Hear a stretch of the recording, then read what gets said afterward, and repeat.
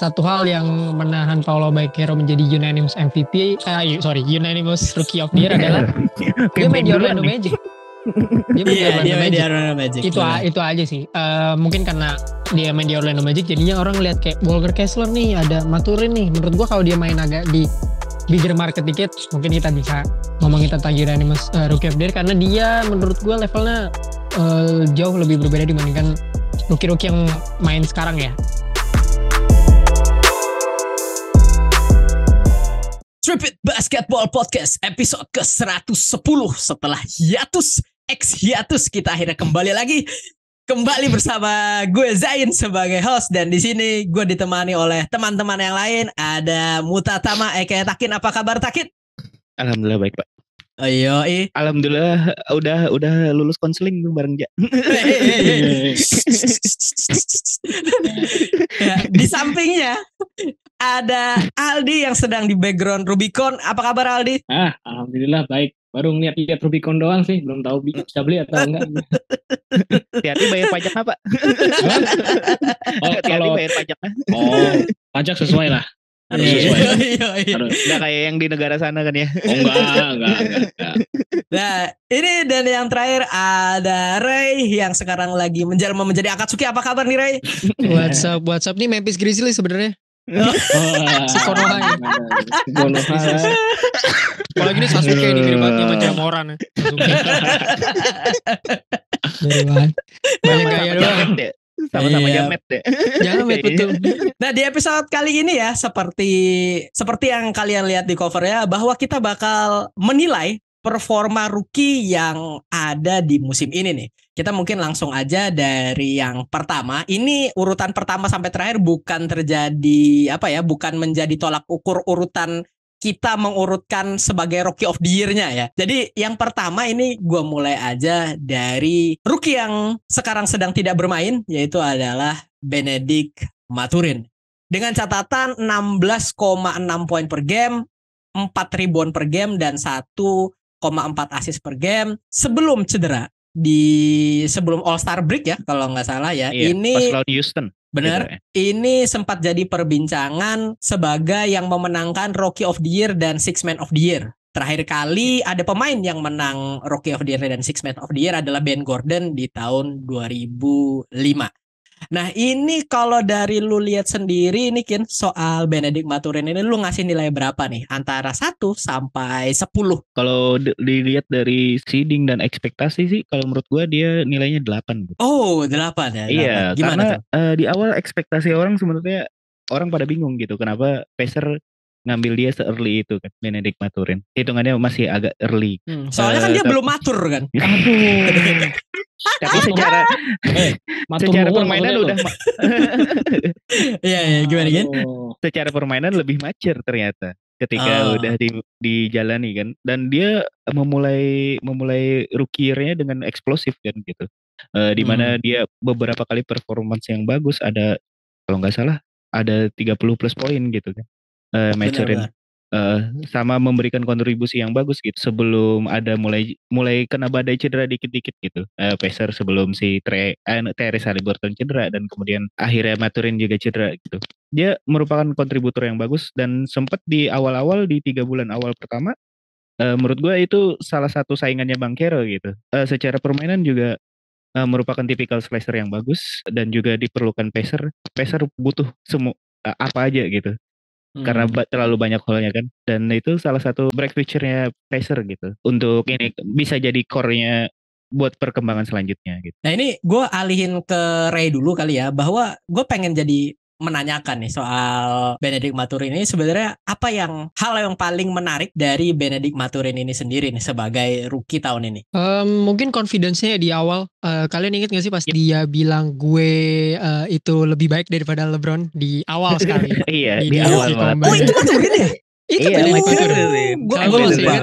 Mathurin. Iya, Gue nggak tahu ya, mungkin kalau sekarang kalian nilainya gimana itu udah obvious. Cuman confidence-nya mungkin yang kita sukain dari awal, dan surprisingly itu translate ke gamenya sih. Maksudnya dia bukan pemain yang that bad gitu untuk menyandingkan dirinya bersama LeBron ya.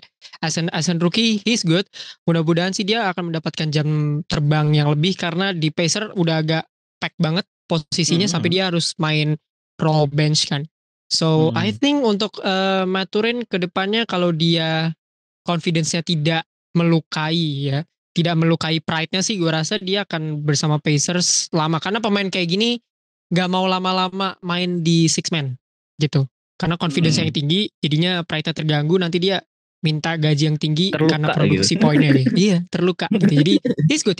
Gue tiba-tiba muncul pertanyaan lagi nih ke lu nih Ray. Kalau dibandingkan dengan Tyler Hero ya, waktu zaman dia rookie dan dia jadi six man-nya Miami ini. Siapa yang lebih bagus antara Benedict Mathurin dan Tyler Hero? Lo jelas Tyler Hero. Oke, Hero tuh kalau bahasa kalau Hero tuh rookie pertama dia langsung ke NBA Finals kalau gue salah ya. Kalau gue salah dia langsung ke NBA Finals. Itu di bubble tuh rookie-nya Tyler Hero. Jadi ya mungkin tergantung role ya. Gue sih dari nggak cuma ngeliat bias tapi ngeliat gimana mereka berdua stand di masa rookie-nya mereka sih. Gue rasa Hero secara produksi point dan efisiensinya agak lebih baik sedikit aja.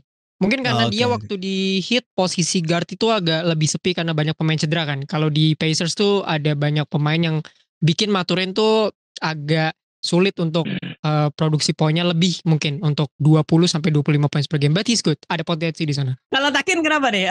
Lu milih Mathurin ketimbang Hero nih? Enggak, supaya beda aja sih. Oh si anjing. Si anjing. Better than LeBron. Nah oke. Kalau bentar dulu ya. It up so one day you'll grow up become Tyler Hero gitu. Gue ada lihat meme dulu waktu zaman bubble. Nah ini gue balikin ke Takin dulu. Soal Benedict Mathurin ini, menurut lu kelemahan terbesarnya Mathurin selama rookie year-nya ini ada di sisi mana nih Kin? Kalau gue ngeliat sih dari biasa masalah rookie cuma di efisiensi kan gitu. Itu yang ditakutin dari awal. Dia karena memang volume scoring gitu. Sama karena juga rookie dia juga kurang konsisten gitu. Ya tinggal itu aja sih. Kalaunya secara package game mungkin nanti ditambahin skill set yang lain karena selama ini terbatas sebagai volume scoring kan role-nya dia. Nanti tinggal nambahin kalau yang lain-lain masih belum kelihatan gitu selama. Tapi udah bisa berkontribusi kok sebenarnya. Ya ceilingnya setidaknya jadi Bradley Beal itu paling tinggi. Oh, belum gua tanyain. Oke. Iya, Jadi Mathurin archetype-nya itu sudah ngarah ke situ. Oke. Karena emang kita sudah merangkum report soal Benedict Mathurin dan ceilingnya sebagai Bradley Beal mungkin ya. Ini kita akan beralih ke wilayah barat gitu. Dan ini adalah orang yang menggantikan Rudy Gobert sebagai jantung defense Utah Jazz. Ini kita bakal ngebahas Walker Kessler yang dengan catatan musim ini dia ada di angka 8,6 poin per game, 8, rebound per game, 2,3 assist per game. Setelah All-Star break, dia bahkan rataan offense-nya dulu ini mirip-mirip dengan struggling Rudy Gobert di Minnesota Timberwolves. Walker Kessler ini mencetak rataan 2,3 blok per game. Yang mana ini adalah membuktikan bahwa dia ini emang beneran pemain tipe defensif lagi gitu kan.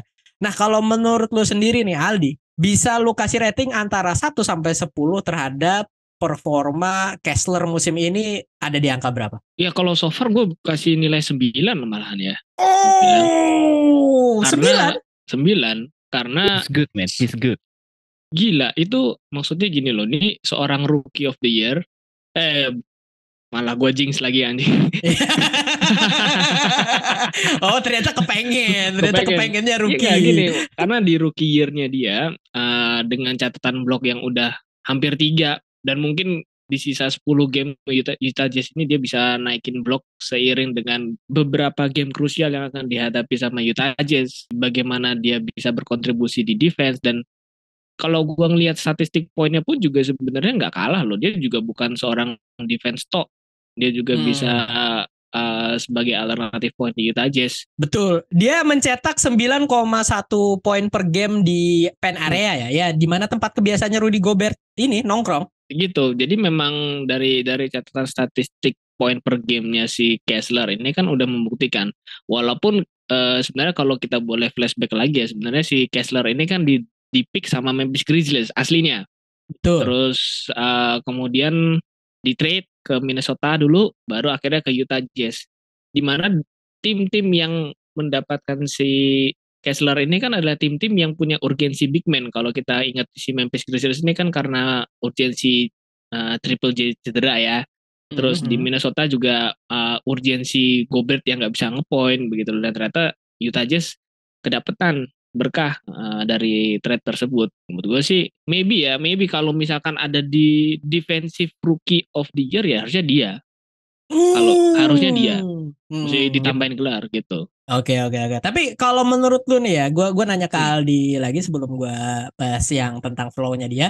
Kalau menurut lu nih, Walker Kessler ini bisa beli Rubicon nggak tunai? Wah, kalau itu mah dia bisa tapi nggak di Utah Jazz sih mungkin ya. Kalau dia dengan kontribusi rookie year-nya dia, gua rasa semua tim udah ngelihat bahwa kita dapat the next better ya. Deserve better dan gue berani jamin ya, he might be the next Dwight Howard. Bisa dengan jumlah blok kayak begitu, rookie aja 2, gimana kalau udah pro kan? Gitu aja. Oke. Ini menarik. Tapi masih soal Walker Kessler juga, karena tadi si Aldi sedang memuja-muja gitu kan. Kita juga perlu melihat kelemahannya Kessler ini nih secara overallnya di musim ini nih. Kalau dari lu sendiri nih Kin, apa nih kelemahan Kessler sepanjang musim ini? Slow footed, Pak. Ini ya. Makanya gue rada gimana gitu kalau dibandingkan sama Dwight Howard kan, karena secara atletis itu jauh beda gitu. Ya dia rada slow footed sih kalaunya. Tapi dia terbantu sama positioningnya yang bagus kan. Nah itu sih yang perlu ditingkatkan. Dari lateral movementnya juga masih kurang bagus. Kadang ya itu masih bisa jadi apa ya, sesuatu yang bisa digoreng sama orang lain gitu. Dan itu kan masalahnya buat nyambungin Setakin kan, gue sempat baca tuh personal foul per gamenya si Kessler kan hampir di angka 4 terus kan rata-rata. Iya, rata-rata rookie big man yang defensif kayak gitu emang kayak gitu, Pak. Sama kayak JJJ. Ada di angka 3 sih. Enggak 4, ada di angka 3. Hampir. JJJ kan juga kayak gitu, 4,7 gitu, malahan lebih parah. Hampir dia kan ya itu masalah rookie di awal sih, karena memang butuh mencari timing NBA itu kan butuh penyesuaian gitu ya. Mungkin karena slow footednya itu sama lateral movementnya aja sih ditingkatin gitu. Kalau secara positioning dia juga udah bagus, sama ya nambah arsenal buat ofensifnya aja. Bisa ini mah jadi versatile big man, bisa ini mah dia. Iya bisa tapi ya terhalang sama atletisme aja sih. Ya tapi kalau masalah atletisisme kita nggak bisa ibaratnya masih bisa diperhitungkan, cuma mungkin faktornya nggak sekuat dulu mungkin gitu ya. Soalnya kan kita bisa ngelihat pemain-pemain under yang atletisismenya jelek kayak Doncic bisa thrive, itu kan mungkin bisa jadi gambaran pemain lain buat atletism. It doesn't be matter lah. Iya, yang penting skill. Nah ini karena tadi si Aldi udah bilang bahwa ibaratnya ceilingnya si Kessler ini adalah Dwight Howard. Nih gue penasaran kalau dari Ray nih, kalau menurut lu sendiri ceilingnya Kessler ini ada di mana? Kayaknya gue floornya aja ya. Floornya tuh kayak Derek Favors sih.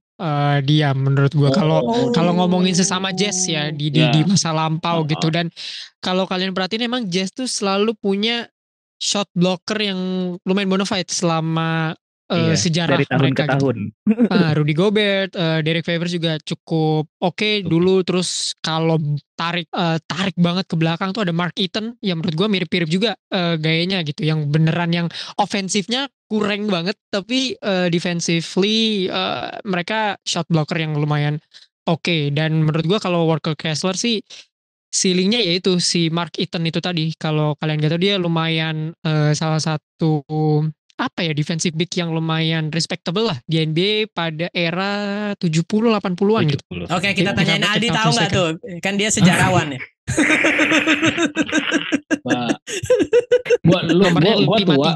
Gua tua tapi nggak setua itu sih. belum sampai New Orleans Jazz enggak lah. Iya. Waktu masih main di New Orleans. Terima kasih klarifikasinya. Iya. Oke ya, itu soal Walker Kessler gitu kan. Ini juga kita akan beralih lagi masih di barat. Ini adalah tim yang sedang tanking dan punya first round pick banyak banget sampai 2030-an kayaknya itu. Nah, di sini di part ketiga ini kita bakal ngebahas Jalen Williams nih. Yang mana Jalen Williams ini I'm not really familiar with his game. Ini including Shaq meme di sini ya. Tapi gue bisa bacain dulu catatan statistiknya. Yang mana ini adalah dia mencetak 13 poin per game, 4,3 rebound per game, 3,2 assist per game, 1,7 steal per game, dan 14 game terakhir dia mencetak 20 poin per game dengan 57% shooting percentage. Nah, ini kalau dari lu sendiri nih, Ray, lu kasih nilai berapa terhadap Jalen Williams ini? Mungkin 8 ya, karena dia show up setelah All-Star break ini, maksudnya dia baru yang kayak meledak banget. Kecuali lu KC fan yang udah nonton beliau ya. Gue sebenarnya kayak Zen juga unfamiliar ya. Di awal mesti siapa sih yang familiar sama Jalen Williams gitu. Namanya genre NBA banget gitu, Jalen Williams gitu. Jadi kayak kita nggak akan mikir dia lebih banyak. Cuman yang gue lihat adalah he's a very good slasher dan dia tuh panjang banget. Gue nggak tahu kaki tangannya seharusnya wingspannya oke, karena dia averaging 1,7. Wingspannya Bekasi Bogor ya, wingspannya ya. Gokil. Tapi emang panjang banget. Wingspannya ini, wingspan impiannya ini Mas Ujiri. Iya. Kayak mode-mode gitu lah, kayak mode-mode. Wingspan Toronto ya, kayak siapa namanya, Chris Boucher, Pascal Siakam, gitu-gitu mirip lah. Emang idaman Masai Ujiri banget. Tapi ya ngelihat dari OKC udah punya pemain-pemain ini, berarti masa depannya oke banget sih. Kalau udah punya pemain kayak Jalen Williams. Karena yang mereka butuhin ini juga sih bagian wing ya.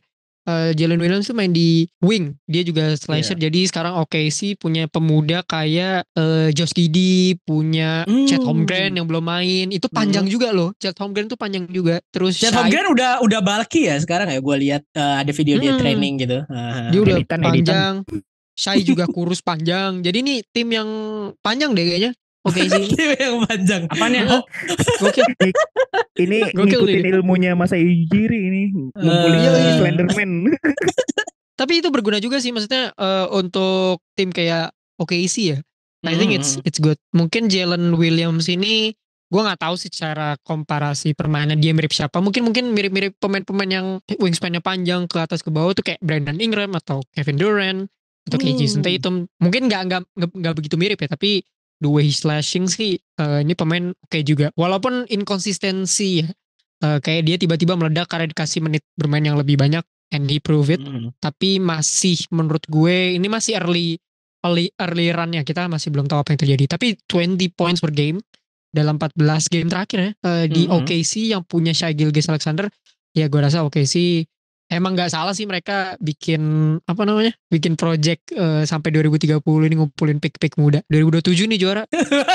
Oke sih 2027 ya, juara 2027 ya. Oke sih juara duluan sebelum gua nikah by the way. Bisa jadi tuh. Sebelum kita nikah bisa jadi. Tolong yang masih muda di sini Anda doang. Kita bertiga di sini udah tua-tua nih ya. Kita udah tua nih masalahnya. Udah punya ring semua nih. Udah punya ring semua. Lebih banyak daripada Dillon Brooks ringnya. Iya. Nah ini ya masih soal Jalen Williams, pemain yang ibaratnya secara nama sangat generik gitu kan. Gue mau nanyain ke Takin dulu sebelum nanti gue tanyain ke Aldi. Ini soal flow-nya ini, kalau misal si Ray bilang inkonsisten, apa lu mau nambahin flow dia yang lain atau gimana nih Ken? Jujur aja nggak terlalu banyak sih sebenarnya nonton Jalen Williams, tapi baru akhir-akhirin aja kan karena baru muncul gitu. Dari sampel size yang kecil itu tadi, gue ngelihatnya ya itu cuma masalah inkonsistensi aja sih sebenarnya. Belibet aja. Ya karena memang kalau inkonsistensi sih masalah semua rookie sih. Asal dia bisa utilize panjang-panjangnya tadi itu aja ya, dia mungkin bisa jadi Slenderman buat nyulik-nyulik yang lain. Nah, ini soal balik lagi kalau si Ray bilang bahwa gaya mainnya walaupun gak bisa dibandingkan adalah mirip dengan pemain yang dengan tangan-tangan panjang seperti Brandon Ingram dan Kevin Durant. Kalau dari lu sendiri nih di ceilingnya Jalen Williams ini gitu kan, mengingat tim OKC Thunder yang bakal ibaratnya kita bisa bilang jadi lebih kompetitif ya karena perkembangan pemain-pemain hebatnya gitu. Nah ini ceilingnya dia ini ada di mana nih? Mungkin lu bisa ngebandingin dengan pemain lain atau ya lu bisa ngelihat role-nya dia di OKC buat masa mendatang. Unik ya, kalau bukan cuma Jalen Williams aja, satu OKC Thunder ini kan unik. Kalau gue boleh bilang OKC Thunder yang sekarang ini kan, ini realnya OKC Thunder karena bagus-bagusnya OKC Thunder yang di awal 2010-an kan warisannya Seattle Supersonic, ya kan? Nah, begitu udah semuanya bedol desa, nah ini baru memasuki realnya OKC Thunder gitu loh. Dan kalau lihat pertanyaan lo tadi soal feelingnya si Jalen Williams memang agak unik ya dengan wingspan. Ini kenapa pada ketawa nih? Bedol desa Astagfirullah. Nah, tapi kalau ngeliat Jalen Williams kan sebenarnya unik ya, karena biasanya pemain yang punya wingspan gede, dia akan cenderung pemain yang defensif ya. Contoh gue gue nggak bisa ngukur wingspan, tapi paling miripnya dia tuh kan sebenarnya Ron Artest, Meta World Peace. Sebenarnya tapi kalau panjang ya, kalau panjang aja iya. Tapi dia masalahnya ofensif juga gitu loh. Kalau dibilang kayak Kawhi Leonard enggak lah, masih jauh. Tapi dia defense-nya bagus loh ya masalahnya. Iya. Defense-nya bagus. Kalau itu tadi kecenderungan seorang pemain dengan wingspan sepanjang itu sih dia adalah pemain defensif gitu. Tapi masalahnya Jalen Williams ini focal point juga loh, salah satu focal point juga buat OKC Thunder. Gitu. Jadi memang agak susah soalnya. Dan OKC Thunder ini numpuk role player. Ini maksudnya bagus banget loh. Soal bagus. Untuk lihat tim ini jadi kompetitif, ini modal yang bagus. Tinggal ya soal kematangan pemain-pemainnya kan masih pada bocah-bocah U20 semua kan soalnya. Tinggal nunggu 3-4 tahun lagi. Seperti tadi yang udah ada yang spoiler tadi itu 2027 champion ya. Siapa yang tahu 4 tahun lagi kan. Iya. Itu jinx bukan spoiler itu. Itu jinx. Siapa tahu kan. Sama si Warriors kan gak mungkin. Iya, susah kalau itu susah. Jago kandang kalau Warriors nggak ada. Nah ini ya, itu tadi dari kita soal Jalen Williams. Gue aja tadi hampir lupa nyebutin namanya siapa saking generiknya gitu kan. Tapi itu kan pas di draft juga ada sama yang Williams siapa juga gitu. Jaden Williams. Mirip-mirip namanya. Gen Z. Coming from Gen Z himself ya ini ya. Gen Z itu kan sekarang Jalen tuh paling banyak tuh namanya. Lu cek aja. Untung belakangannya nggak pakai Marriott ya kan, inisial JW Marriott. Hey. Oke, kita langsung alihkan saja ke rookie terakhir yang bakal kita bahas. Ini adalah front runner rookie of the year dan juga jadi face of the franchise-nya, masa depan face of franchise-nya Orlando Magic. Kita bakal ngebahas Paolo Banchero sebagai rookie yang terakhir kita bahas nih. Nah, kalau dari catatan statistiknya ya, Banchero ini merupakan high scoring rookie di musim ini nih secara overall gitu kan. Karena dia mencetak berapa nih statistiknya nih? Gua lihat dulu. Oke, 20,1 poin per game, 6,6 rebound per game dan 3,6 assist per game. Dan kalau kita melihat dari permainannya, kematangannya juga ibaratnya ya dalam mengambil keputusan, dan dia selalu bermain dengan pace-nya dia sendiri, ya mungkin sudah layak untuk disandingkan sebagai urutan pertama sebagai frontrunner rookie of the year. Tapi gue mau nanya dulu aja nih, berarti ke Takin dulu kali ya, soal Paolo Banchero ini, lu ada kasih nilai berapa ke dia? 9 kali. 9. Oke. Gue nggak mau ngasih 10 karena sempurna dalam hidup Tuhan. Subhanallah. Banyak Ramadan anjing. Iya,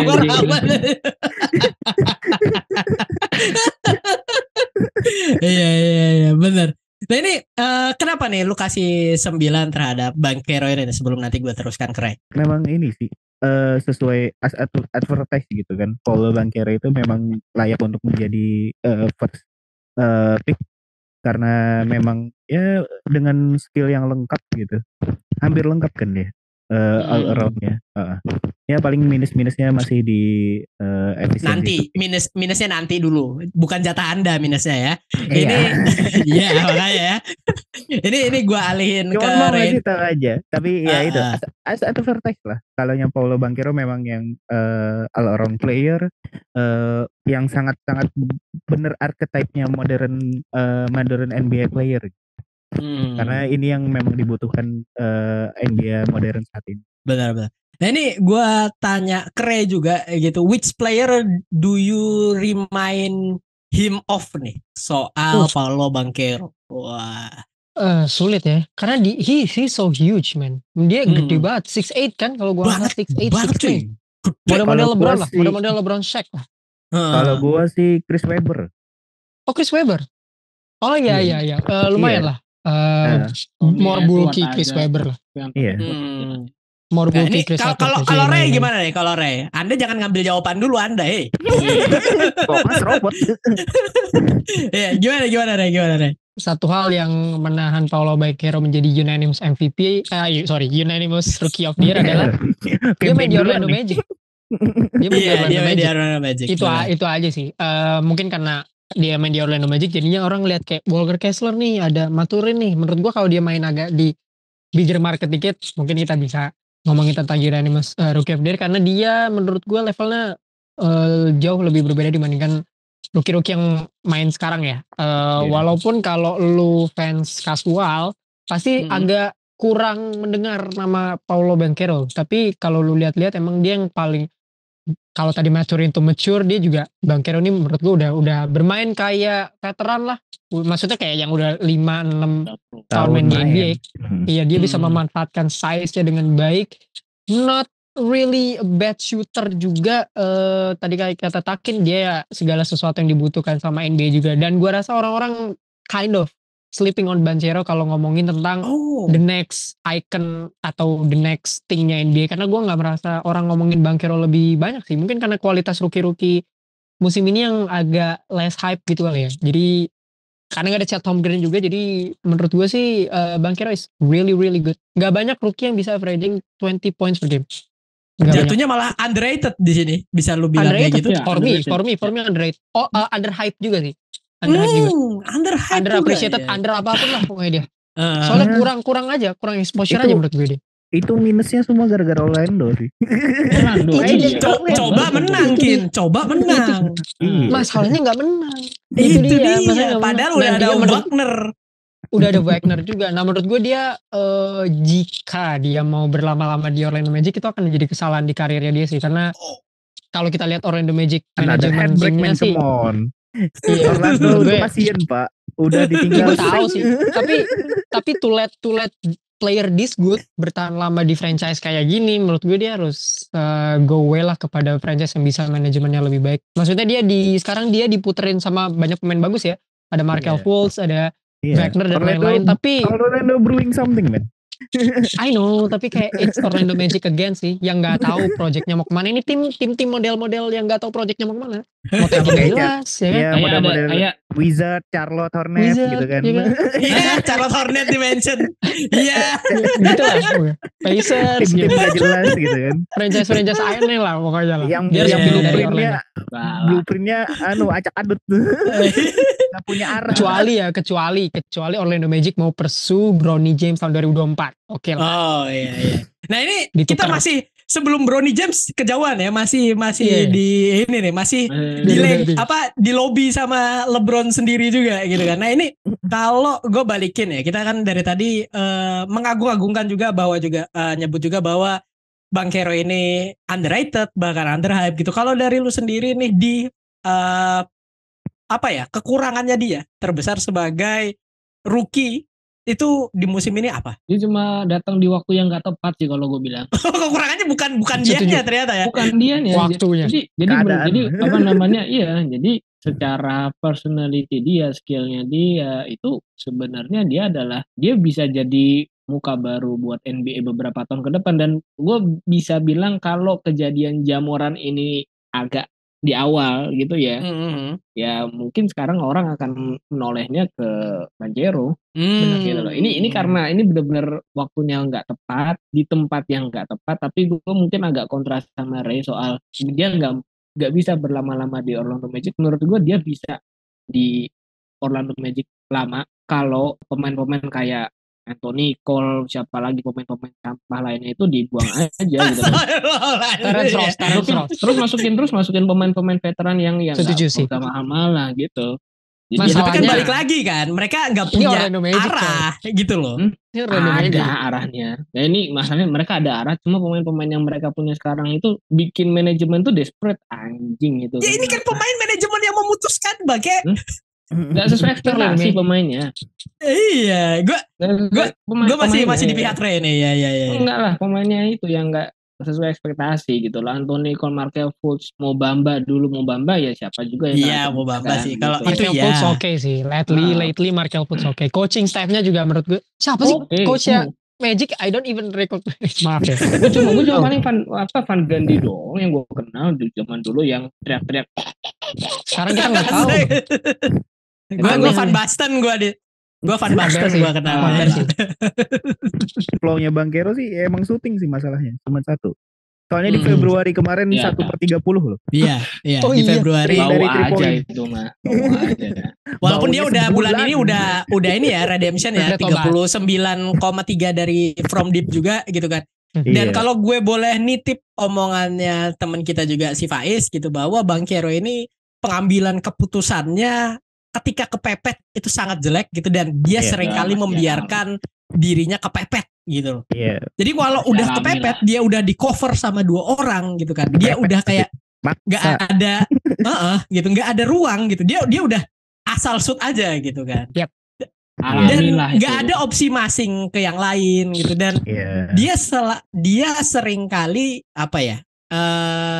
menemukan kondisi itu gitu, menemukan kondisi kepepet itu seringkali di selama rookie year-nya dia. Mungkin itu bisa jadi PR terbesarnya Banchero. Gimana gitu?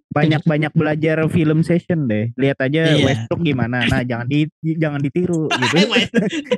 Enggak lah, sampelnya itu lagi. Satu Westbrook.